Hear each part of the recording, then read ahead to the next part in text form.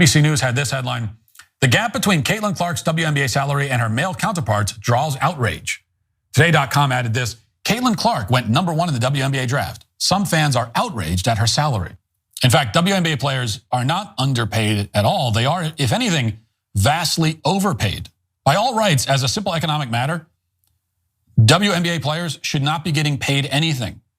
If they're getting paid anything above zero, they are overpaid. Leave it to Matt Walsh to take a maximalist approach to an issue that up until almost the end, he was making fair points, and we're gonna get into the details in just a moment. But Caitlin Clark, incredible WNBA player, is just making headlines because of how incredibly talented she is. And that led to this massive debate about her pay, how much WNBA players tend to make versus NBA players.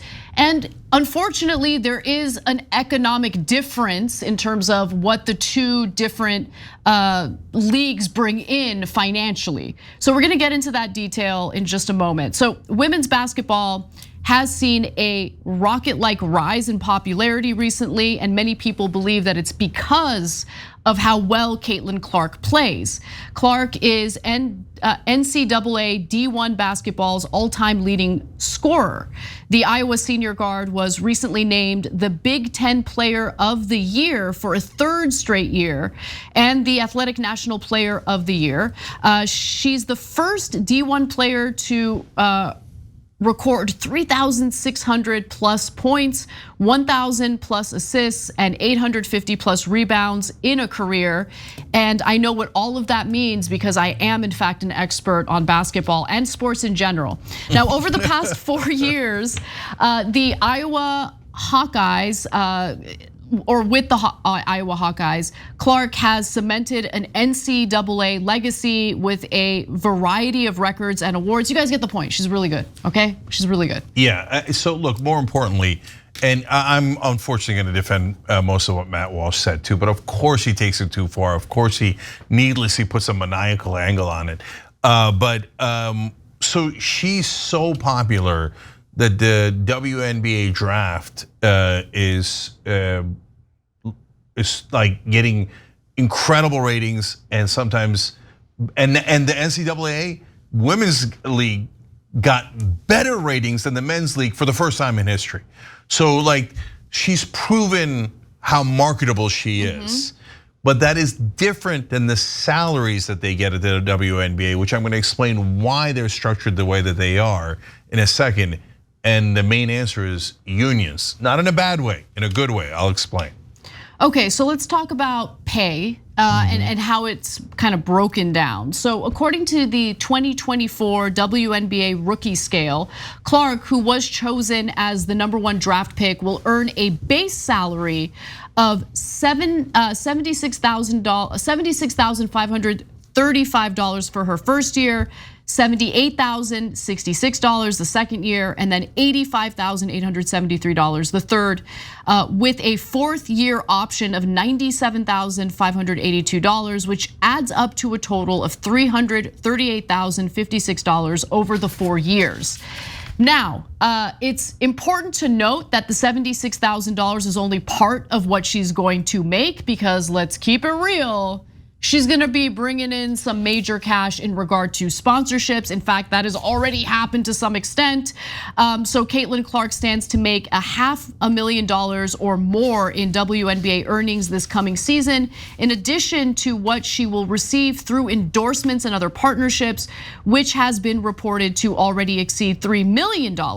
There are also reports that Clark is set to sign an 8-year contract with Nike worth $28 million. So she's not gonna go hungry. She's doing well, and I'm very happy for her. But for comparison's sake, let's take a look at the San Antonio Spurs rookie star, Victor Wembanyama. That guy, who's the #1 pick in last year's NBA draft. So he actually signed a 4-year, $55 million contract with the San Antonio Spurs, including almost $25 million guaranteed, and an annual salary base of nearly $14 million. In 2023 to 2024, he will earn a base salary of more than $12 million while carrying a cap hit of more than $12 million. So obviously a lot more money, but the pay discrepancy is explained by the money that the two sides draw in for their game. So CBS News contributor and journalist Lisa Ling wrote on Instagram that she's unhappy about this. Steph Curry makes more per game than what Caitlin Clark is making for 4 years. You guys get the picture. Hoda also weighed in and said, they've already sold out games. Like, what's up with this? They're selling out games, so this doesn't justify the pay discrepancy. But it's really all about the numbers. So let's get to that.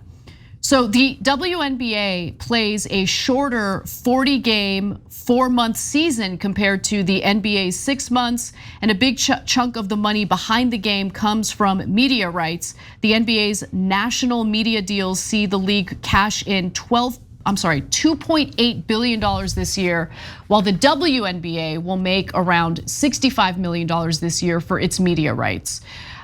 So there's a huge difference in terms of how much money they bring in through those broadcasts. And then, Matt Walsh took it too far. Obviously, the players deserve to get paid. It's just that the pay discrepancy is explained by the economics of the situation. Yeah, so let me break it down further. So I think that all the people, Lisa Ling, Hoda, even Joe Biden weighed in on this, are generally speaking wrong. They misunderstand the situation. So yes, obviously the NBA overall historically has made way more money because a lot more people watch it, and that's how this entire planet works, okay? So you can say, oh no, but somebody was a wonderful gardener. They're like the best gardener in the world, so they deserve more money than LeBron James. They might, but they're not gonna get it because that's not how this world works, right? So, but when they look at the numbers and they see like 76,000 even for the top pick, they're like, wait, this is way too low. Number one, 65 million in revenue for the entire league. I mean, there's other forms of revenue too, but the media rights are the most important and the biggest chunk. That's tiny. They got to pay for the whole league on that. So the reason that Matt Walsh says they should get zero is because he says actually they lose money if the NBA doesn't subsidize them, and the men's league, the NBA does subsidize them. Okay, but that is awful logic. Why is that awful logic? Because yeah, but that means the NBA thinks that it is serving their business purpose to subsidize them, partly because they're getting a lot more female viewers to the NBA as well.